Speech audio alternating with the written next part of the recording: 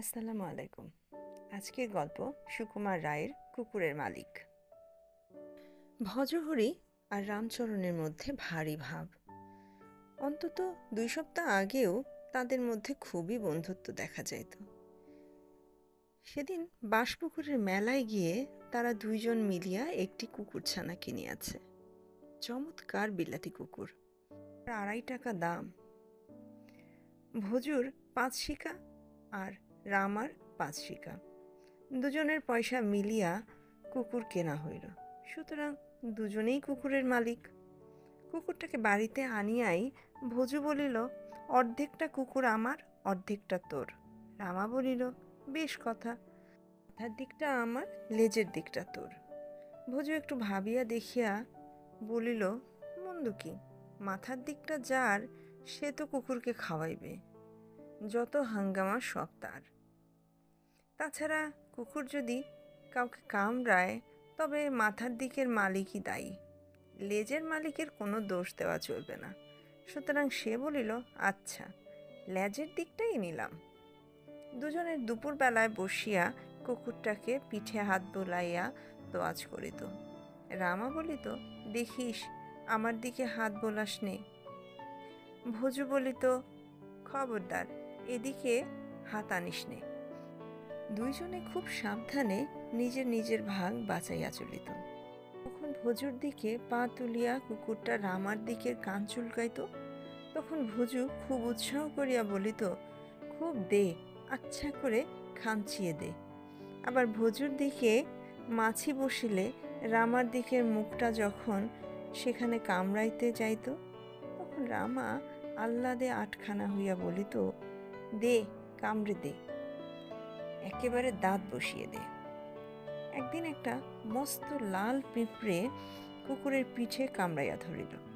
কুকুরটা গা ঝাড়া দিল, পিঠে জিভ লাগাইতে চেষ্টা করিল, নানা রকম অঙ্গভঙ্গি করিয়া পিঠটাকে দেখিবার চেষ্টা করিল। তারপর কিছুতেই কৃতকার্য না হইয়া ঘেউ ঘেউ করিয়া কাঁদিতে লাগিল। তখন দুইজনে বিষম তর্ক উঠিল, কার ভাগে কামড় পড়িয়াছে। এ বলে, তোর দিকে পিঁপড়ে লেগেছে, তুই ফেলবি। ও বলে, আমার বয়ে গেছে পিঁপড়ে ফেলতে, তোর দিকে কামড়েছে, সে তুই বুঝবি। সেদিন দুজনের প্রায় কথাবার্তা বন্ধ হইবার জোগাড়। তারপর একদিন কুকুরের কি খেয়াল চাপিল, সে তাহার নিজের ল্যাজটা লইয়া খেলা আরম্ভ করিল। নেহাত কুকুরের খেলা, তার না আছে অর্থ, না আছে কিছু।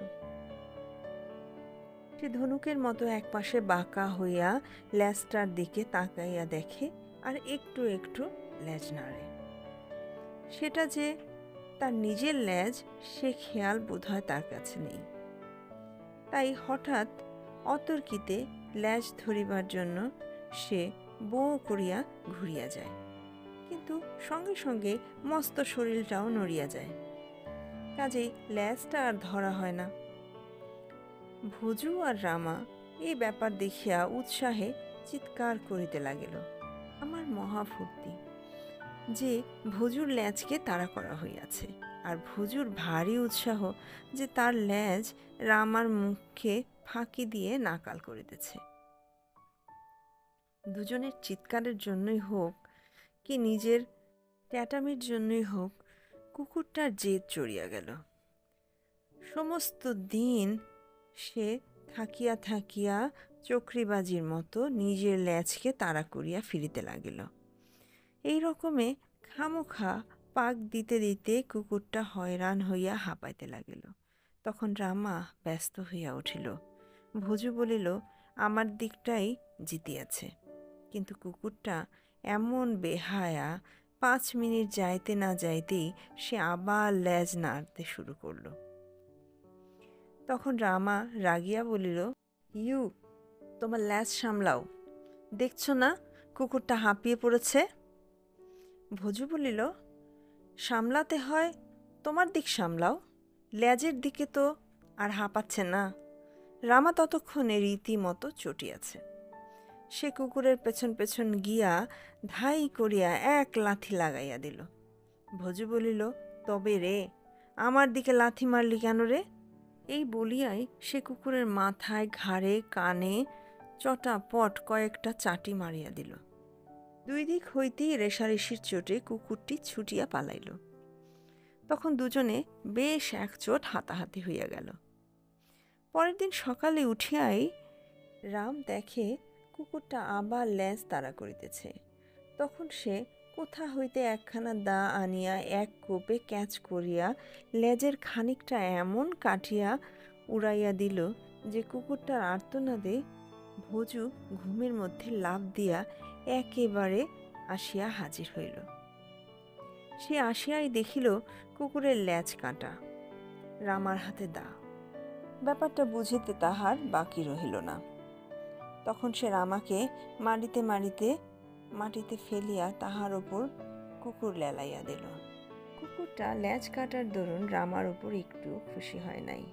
সে নিমুখ হারাম হইয়া রামার দিক দিয়াই রামার ঠ্যাঙে কামড়াইয়া দিল। এখন দুইজনেই থানায় নালিশ করিতে চায়।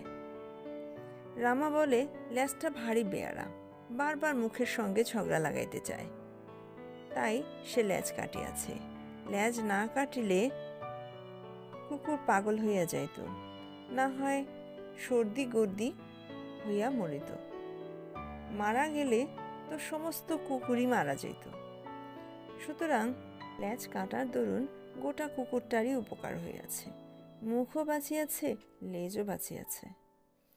তাতে রামারও ভালো, ভোজুরও ভালো। কিন্তু ভোজুর এত বড় স্পর্ধা যে রামার দিকের কুকুরকে রামার উপরে লেলিয়ে দিল। মুখের দিকে ভোজুর কোনো দায়িত্ব নাই, সেদিকটা সম্পূর্ণভাবেই রামার। সুতরাং রামার অনুমতি ছাড়া ভোজু কোন সাহসে এমন কাজ করতে পারে এবং কোন শাস্ত্র বা আইন মতে পরের ধনে পোদ্দারি করিতে যায়? ইহাতে অনধিকার চর্চা, চুরি এবং এইরূপ সব রকমের নালিশ চলে। ভোজু কিন্তু বলে অন্যরকম। সে বলে রামার দিকের কুকুর রামাকে কামড়িয়েছে, তাতে ভোজুর কি দোষ? ভোজু কেবল লে লে লে বলিয়াছিল। তাহাতে কুকুর যদি রামাকে কামড়ায় তবে সেটা শিক্ষার দোষ। রামা তাহাকে ভালো করিয়া শিক্ষা দেয় নাই কেন? তাছাড়া ভোজুর লেজ খেলা করতে চায়, রামার হিংসুটে মুখটা তাহাতে আপত্তি করে কেন? ভোজুর লেজকে কামড়াতে যাইবার কি অধিকার আছে? আর রামা তার কুকুরের চোখ বাঁধিয়া কিংবা মুখ সাটিয়া দিলেই পারিত। লেজ কাটিতে গেল কাহার হুকুমে? একবার নালিশটি করিলে রামবাবু বাপ বলিয়া 6টি মাস জেল খাটিয়া আসিবেন, তা নইলে ভোজুর নাম ভজহরি নয়। এখন এই তর্কের আর মীমাংসাই হয় না। আমাদের হরিশ খুড়ো বলেছিলেন, এক কাজ কর, কুকুরটার নাকের ডগা থেকে লেজের আগা পর্যন্ত দাড়ি টেনে তার ডান দিকটা তুই নে আর বাঁ দিকটা ওকে দে, তাহলেই ঠিক মতো ভাগ হবে। কিন্তু তাহারা ওরকম ছিলকা কুকুরের মালিক হইতে রাজি নয়। কেউ কেউ বলিল, তা কেন, ভাগাভাগির দরকার কি? গোটা কুকুরটাই রামার, আবার গোটা কুকুরটাই ভোজুর। কিন্তু গোটা কুকুরটাই যদি রামার হয় তবে ভোজুর আবার কুকুর আসে কোথা হইতে? আর রামার গোটা কুকুরটাই যদি ভোজুর হয় তবে রামার আর থাকিল কি? কুকুর থেকে কুকুর বাদ, বাকি রইল শূন্য। এখন তোমরা যদি ইহার মীমাংসা করিয়া দাও তাহলে বড়ই উপকার হয়। আজকের গল্প এ পর্যন্তই। দেখা হবে আগামী পর্বে নতুন আরেকটি গল্পের সাথে। ততক্ষণ সাথেই থাকুন। ধন্যবাদ।